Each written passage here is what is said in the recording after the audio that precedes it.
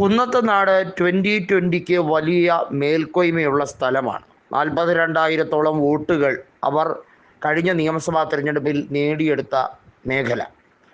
Sabu M ജേക്കബിൻ്റെ Kitex വലിയ തോതിൽ എസ്റ്റാബ്ലിഷായ മേഖല.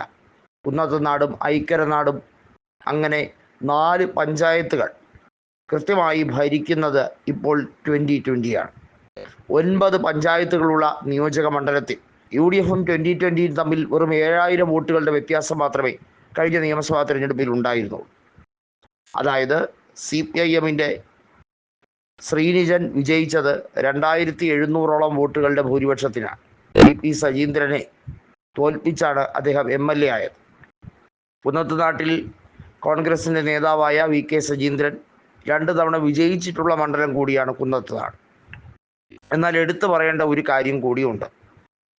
2020 ഇത്തവണ വാശിയേറിയ പോരാട്ടം നടത്താൻ വേണ്ടി ശ്രമിക്കുകയാണ്. ബെന്നി ബെഹനാൻ ചാലക്കുടി ലോക്സഭാ മണ്ഡലത്തിൽ 2ാം വട്ടവും സ്ഥാനാർത്ഥിയായപ്പോൾ അവിടെ വലിയ തോതിൽ ബെന്നി ബെഹനാനെ പരാജയപ്പെടുത്തും താൻ എന്ന് പറഞ്ഞുകൊണ്ട് സാബു ജേക്കബ് കുന്നത്തുനാടിൽ വലിയ ഗംഭീരമായ പ്രചരണം അത് ഇടതുപക്ഷത്തിനെ ഫേവർ ചെയ്യാൻ വേണ്ടി ശ്രമിച്ചുവെങ്കിൽ പോലും 13,000-ഓളം വോട്ടുകൾക്ക് പ്രൊഫസർ C രവീന്ദ്രനാഥിനെ പിന്നിലാക്കി കുന്നത്തുനാട് ലീഡ് ഉയർത്തുകയാണ് ചെയ്തത്. അതുകൊണ്ട് തന്നെ കുന്നത്തുനാട്ടിൽ കോൺഗ്രസിന് ലെവലേശം ഭയമില്ല എന്നുള്ളത് വാസ്തവമാണ്. പ്രീബീസ് പൊളിറ്റിക്സ് വലിയ തോതിൽ അറിയുന്ന സാബു എം ജേക്കബ് ജനങ്ങളെ വലിയ തോതിൽ സൗജന്യം പലതും വാരിക്കോരി കൊടുത്ത് ക്യാൻവാസ് ചെയ്യിപ്പിക്കാം എന്ന് വിചാരിക്കുന്നുണ്ടെങ്കിൽ അത് എങ്ങനെ ഹിറ്റാവാൻ പോകുന്നു എന്നുള്ളത് കാത്തിരുന്ന് കാണേണ്ടതാണ്. ഏതായാലും തദ്ദേശ സ്വയംഭരണ തെരഞ്ഞെടുപ്പ് ഉൾപ്പെടെ നടക്കാനിരിക്കുമ്പോൾ 2020 വലിയ പ്രസക്തിയുണ്ട്. മാത്രമല്ല കുന്നത്തുനാട് നിയോജക മണ്ഡലത്തിനകത്തുള്ള 9 പഞ്ചായത്തുകളും ഞങ്ങൾ പിടിച്ചെടുക്കുമെന്ന വലിയ വീരവാദം അവർ മുഴക്കിയിരിക്കുകയാണ്.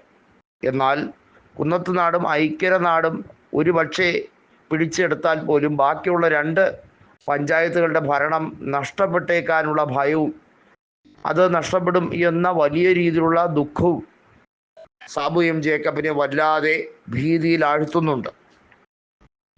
അദ്ദേഹത്തിൻ്റെ കിറ്റക്സ് സംരംഭം അത് വലിയ തോതിൽ ഇവിടെ എസ്റ്റാബ്ലിഷ് ആകാതിരിക്കാൻ വേണ്ടി CPIM തന്നെയാണ് ശ്രമിച്ചുകൊണ്ടിരിക്കുന്നത് എന്നുള്ളതിൽ യാതൊരു സംശയവുമില്ല.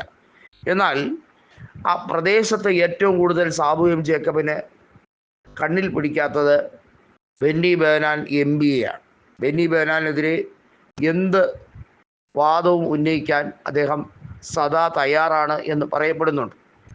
എന്നാൽ ഇവിടെ കോൺഗ്രസ് അവിടെ സ്ഥാനാർത്ഥിയാക്കുന്നതുമായി ബന്ധപ്പെട്ട കാര്യത്തിലും ഒക്കെ വലിയ രീതിയിൽ ചർച്ച നടക്കുമ്പോൾ 2020 എന്ന ഈ പറയുന്ന കോർപ്പറേറ്റ് പാർട്ടി അപ്രസക്തമാകുന്ന രീതിയിലേക്ക് പ്രവർത്തനം ഏകോപിപ്പിക്കാൻ കോൺഗ്രസ് ശ്രമിക്കുകയാണ്. 2020 ഒരു MLA കിട്ടിയിട്ടില്ല. 42,000 വോട്ടുകൾ സമാഹരിച്ചു എന്നുള്ളത് ഒഴിച്ചാൽ അവർക്കൊരു MLA ജയിപ്പിച്ചെടുക്കാൻ ഇതുവരെയും കഴിഞ്ഞിട്ടില്ല.